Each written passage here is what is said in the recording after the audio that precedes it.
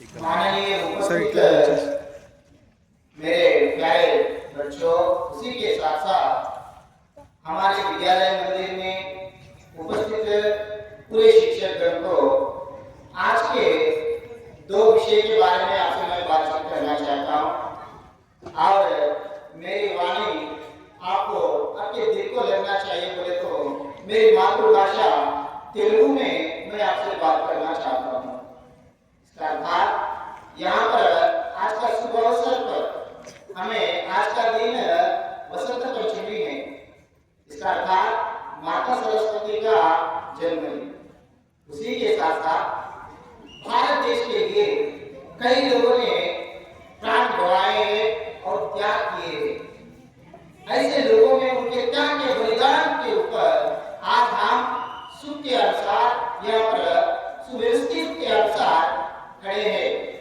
इसका अर्थात यहाँ पर ऐसे महामहिम नेताजी सुभाष चंद्र बोस जी का जन्मदिन, इस जन्मदिन को पूरा भारत पराक्रम दिवस के रूप से मनाया जा रहा है। यहाँ तक मैं आपको हिंदी अध्यापक नाते यहाँ ये बात मैं आपसे खूबसूरत अवसर पर दिया, तो मैं मेरी मातृभाषा तेलुगु में आपसे कुछ बातें करना चाहता हूँ। ప్రియమైన విద్యార్థులారా, నేటి భారత పౌరులారా, మన భారతదేశంలో మనం జన్మించినందుకు ఎంతో రుణపడి ఉండాలి. ఎందుకంటే ఈ మట్టిలో ఉండేటువంటి మాణిక్యము మనము ఈ మట్టిలో పుట్టినందుకు ఎంతో గర్వపడాలి. ఎందుకంటే ఎందరో మహనీయులు ఈ దేశం కోసం వారి ప్రాణాలను త్యాగం చేశారు. అందుకే మనం ఇక్కడ వచ్చాము. దాంతో పాటు మనం ఈ విషయాలపైన ఎందుకు చర్చించుకోవాలి? దేశభక్తి అంటే ఏమిటి?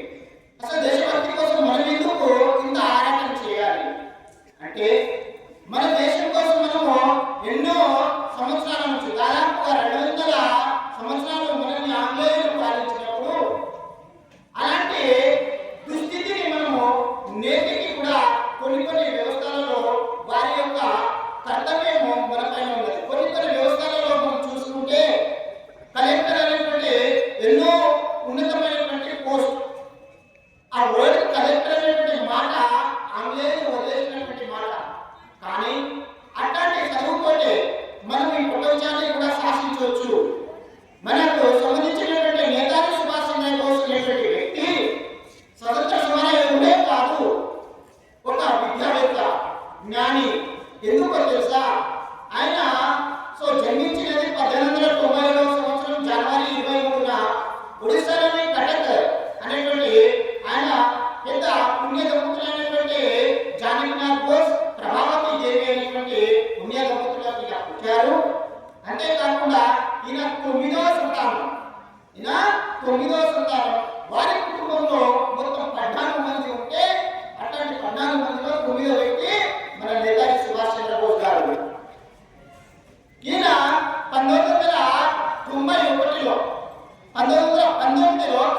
1919లో ఐసిఎస్ అనేటువంటి పరీక్ష రాస్తే ఆ పరీక్ష భారతదేశంలో కాదు, బ్రిటిష్ వారు ఇంగ్లాండ్లో ఉన్నప్పుడు ఆయన రాశారు.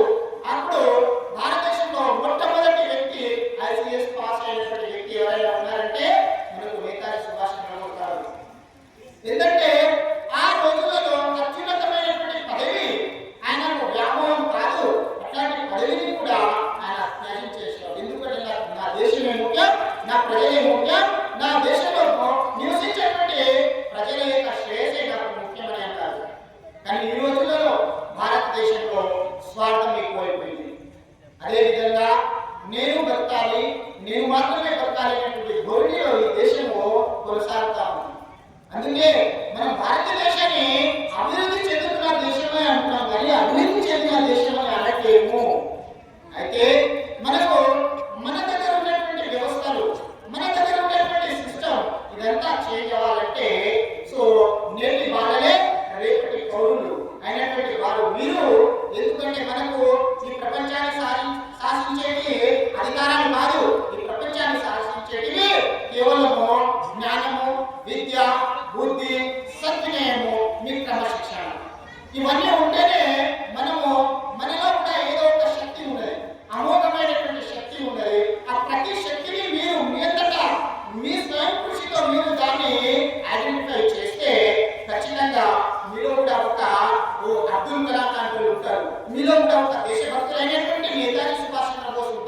మీలో ఒక తత్వవేత్త స్వామి వివేకానంద లాంటి వారు ఉంటారు. ఎందుకంటే వీరందరి గురించి మనం ఎందుకు మాట్లాడుతున్నామంటే వాళ్ళ పేర్లు మన తల్లిదండ్రులు ఈ విధంగా పెట్టారు. మనకు కూడా మన పేర్లు మన తల్లిదండ్రులు పెట్టారు.